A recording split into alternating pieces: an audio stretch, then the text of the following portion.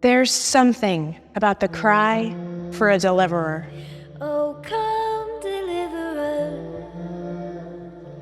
my deliverer. As early as the time of their great bondage, when they churned mud with their feet and erected the structures of ancient wonders on their backs, the cry for deliverance burned in the deepest fibers of God's people. Their cries rose before him, and he, the commitment that wrote the covenant, could not ignore the cry for freedom. Jehovah, Yahweh, I am who I am, the one who delivers you. Let go, let my people go. Let my people go. Let my people go. That night, as the sun set for the last time on a plagued kingdom, the angel of God wove himself through Egypt, gathering firstborn sons from their mothers. Only the homes with blood across the door were spared. In a few days, he folded water to reveal a dry path forward. The same guide who makes a way in the wilderness and rivers in the desert. Wanting to dwell among his people, the God of man gave him complete plans for a crude dwelling shrouded in, among other things, ram and porpoise skins, flesh. Blood remained a constant stain before the door. This was God's house, a transient tent erected on sand, this worthy of he whose name we do not even write in holy fear. The temple Solomon will build, stone and wood and gold. Is this a structure worthy to contain him? To enthrone him?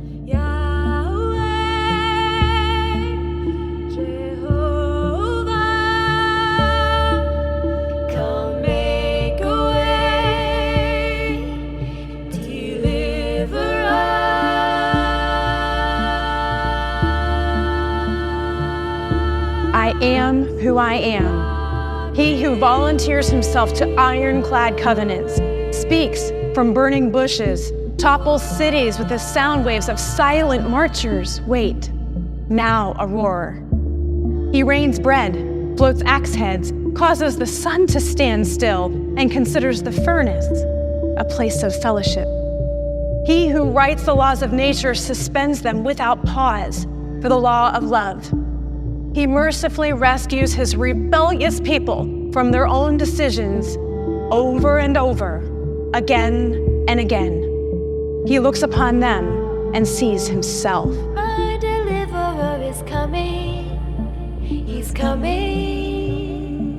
He says, love me with all of your heart. But they could not teach their wayward hearts to love him as obsessively, as completely as he loved them. And blood was spilled in repentance.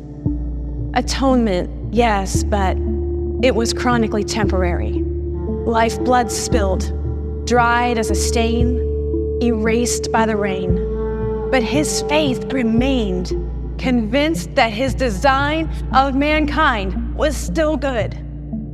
For thousands of years, through faithless generations, punishing abuse and extended captivities, the covenant remained alive in the one who extended himself within it. He does not fail to keep his word. The pilot light of restoration, He does not leave one stone unturned. redemption, and deliverance was inextinguishable. In him was light, and that light was the light of men. He was not distracted from his word, no. Instead, he reached it out again and gave it a pull. My deliverer is coming. He does not fail to keep his word. To step forth from heaven into this cosmos, revealed as perfect, tangible, sinless, human, divine, flesh and blood, is to hear him cry out, I am your deliverance. Come out, come out, come out of the womb now. Come out, for the darkness has shrouded the promise. Life spent in shadow, but now be now. On earth as in heaven. And through blood and water came the word. Deliverance himself was delivered. God's exact and complete presence, heaven brought forth in a filthy place, in a scandalous way. He immediately violated man's code of pride, dignity, and power. We saw his glory. The breath that created life now tucked within the most vulnerable, dependent form of heaven's exact image. The one and only begotten Son, victory veiled in absolute weakness. He came to understand us intimately, personally, completely. Our specific weight, our exact condition. We, a captive house of flesh, and he, the great reset, mankind indwelled by God. And when his presence fills a place, a mountaintop, a holy of holies, an ass, a temple, a womb, a stable, a word, a heart, everything changes. My deliverer is breathing. He's breathing. Simeon held him and wept. Jesus taught the rabbis and grew in favor until his works outnumbered any books that could ever be written. And though his power was on display and his teachings full of life and his miracles complete with compassion, his finished work would end much like the beginning, blood that delivered. Who is worthy to carry, to wash, to wrap, to lay to rest the naked body of crucified God? Surely such vulnerability is beyond all dignity of a deity. The God of majesty, the worker of miracles, the deliverer we begged for, Mary's son, dead.